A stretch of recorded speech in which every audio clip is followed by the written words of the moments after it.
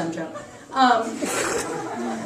Our next reader is Jesus Angel Garcia.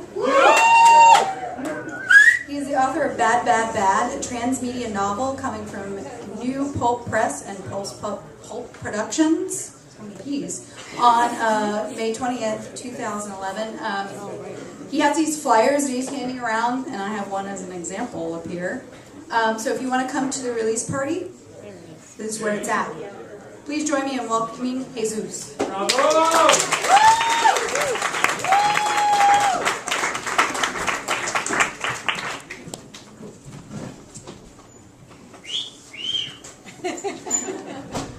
Hi, I was going, I think I'm next. I don't want to be next, you know, after that. All right, mine's a little different. I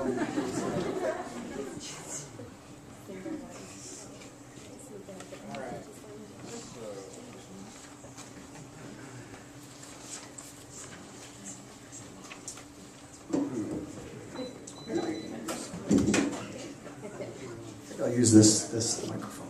All right. Jesus, can you move that guy if you're going to stand up? Thank you. Perfect.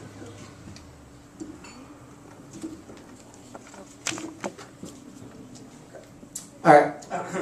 Yeah, come to the launch party. There will be flyers floating around. It's going to be interesting. The book is a transmedia novel, so it's going to be a book on the page, but it's also going to be a soundtrack of songs derived from the narrative, and it's also going to be a documentary film. There's even some people in the house who are in the film, and so it's. And if you want to be in the film, I have my camera, and I'm editing this weekend, so don't be afraid. It's well, you might after this, but this isn't from the book. This is something else. All right, here we go.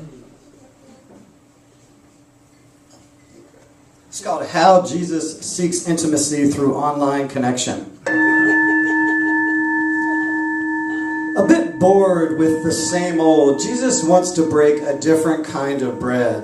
Share some laughs and conversation, a hopped-up pitcher of Northern California microbrew, a hand-blown peace pipe, whatever, as long as the connection is real. If sex factors into the party plan, fine, but he's not looking for sticky, sweet kicks as much as that feeling of familiarity, i.e., you get me / we understand each other. Jesus feels like lately there's too much noise. He could blame Dimebag Daryl. He thinks, yeah, Pantera's awesome and everything, but 24/7? He knows the angels are quietly seething, praying for some old-school castrati ballads, a Mozart chamber concert, even Selena, anything to break the power chord monotony. But he realizes, of course, that Dimebag Daryl deserves the same respect as all the others cut down in their prime, and him on stage, no less, this stage. So a longer leash, perhaps, than most is justified. Compassion, he reminds himself. Respect for individual differences. Still, it's loud up in here. After much hand-wringing, he opts out of indulging yet another self-imposed existential meltdown, complete with months-long depression, over-medication, irritable bowels, chronic fatigue, erectile dysfunction.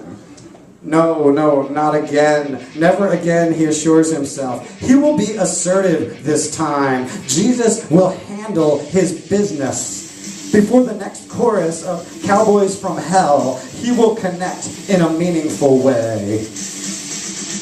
Jesus flips open his laptop. Facebook.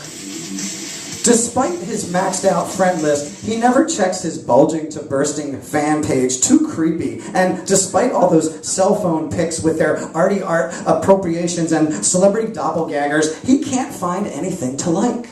There's nothing he wants to share or comment on either.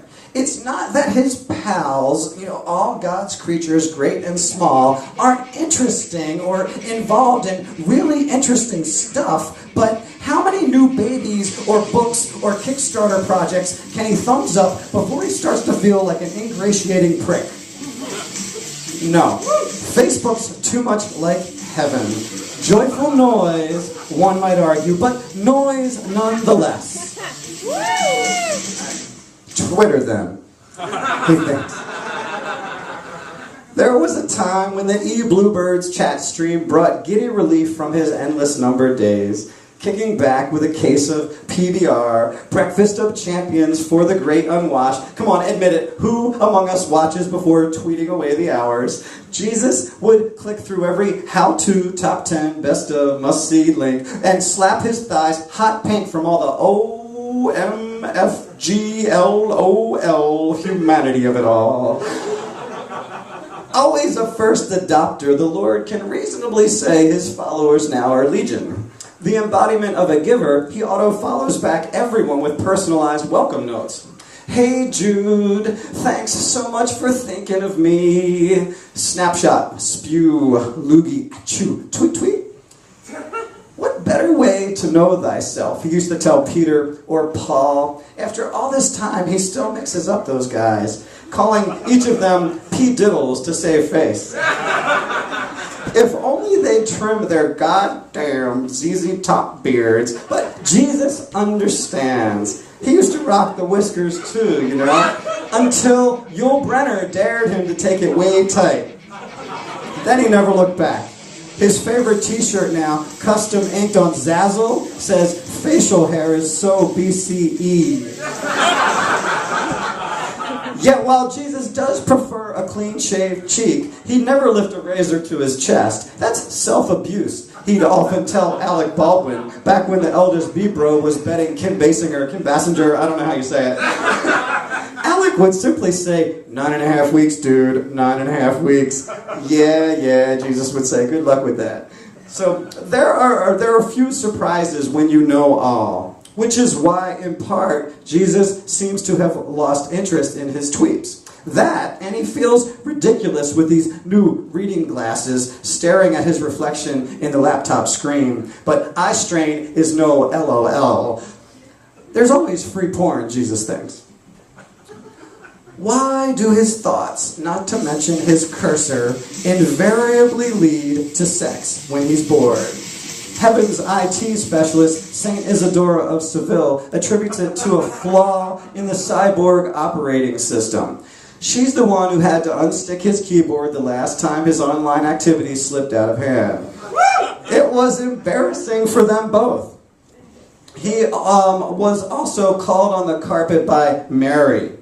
You know, Magdalene, not his Holy Virgin Mother, you perverts, for failing to meet a man's minimum obligation in the bedroom. She went off on how it wasn't her responsibility, nor her forte, among many, many others, she added, to raise the dead. No, Jesus knew that she was right. He couldn't meet her eyes, and he promised never again. So no porn, then, no porn. Right. So what to do, how to connect? Jesus is at a loss. There is no know-it-all, he tells himself, wiping away his sniffles with the hem of his Lady Gaga Monster Ball Tour tank top. But this much I do know. Unable to complete his thought, Jesus clamps his eyes shut, grits his teeth, and opens his email. Though the backlog's deep, he figures he might as well get down to it. Maybe one of these countless notes from his closest friends, business associates, and faceless petitioners will put a smile on his face, grace him with an intimate connection, if only for a moment. Besides, he thinks, there's no use putting off today what you'll put off tomorrow, or something like that. So he catches his breath at the number of digits in bold next to inbox. The universe at a glance, he tells himself. Zeros and ones, ones and zeros, human nature, zeros and ones, human need, ones and... They're all the same, he concludes. We're all the same, he revises. He sees one way out. A simple app developed by the Holy Spirit, who jokes how it's his most inspired intervention yet. Delete all. Jesus says it out loud. Delete all.